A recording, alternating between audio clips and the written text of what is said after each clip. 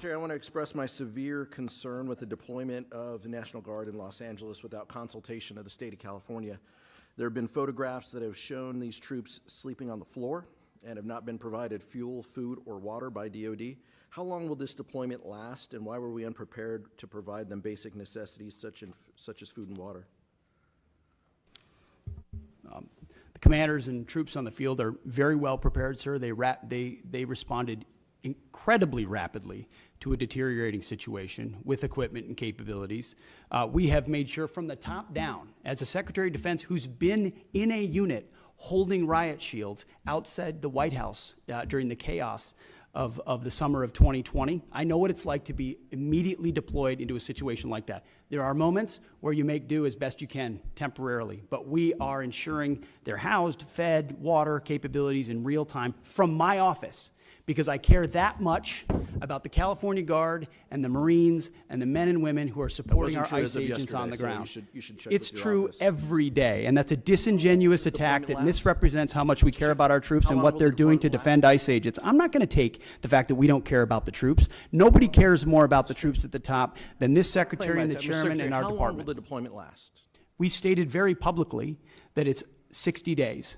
Because we want to ensure that those rioters, looters, and thugs on the other side assaulting our police officers know that we're not going anywhere. We're here to maintain the peace on behalf of law enforcement officers in Los Angeles, which Gavin Newsom won't do. What is the estimated cost of the deployment for the Guard and the Marines to LA, and where's this funding coming from? Will it be coming from quality of life programs that affect our service members or our families? If you want to wait till I finish. Before I hand it to such as updates, housing and barracks. Before I hand it to Bryn, the insinuation that we're pulling money from housing and barracks in order to fund this is disingenuous and incorrect. I'm just asking. Bryn can give you the numbers, absolutely. So the current estimated cost is $134 million, which is largely just TDY costs, travel, housing, food, et cetera. Where's it coming from? That's the cost, but where's it coming from? Out of their O&M accounts. With the most recent deployment of the Marines, Mr. Secretary, what's the justification for using the military for civilian law enforcement purposes in LA? Why are you sending war fighters to cities to interact with civilians? Every American citizen deserves to live in a community that's safe, and ICE agents need to be able to do their job. They're being attacked for doing their job, which is deporting illegal criminals. That should happen in any city, Minneapolis or Los Angeles. And if they're attacked, that's lawless, and President Trump believes in law and order. So he has every authority, and he has done mobilizing National Guard or active duty troops under U.S. code to protect federal agents in their job, which is exactly what we're doing, and we're proud to do it. We're proud to do it. 10 U.S.C. of the U.S. Code 12406 as a legal basis that the President used cites 3 examples and circumstances for the Guard: invasion by a foreign nation, rebellion or dangerous rebellion against the authority of the government of the United States, or the President is unable with regular forces to execute the laws of the United States. Which authority is triggered here to justify the use? I don't know. You just read it yourself, and people can listen themselves, but it sounds like all 3 to me.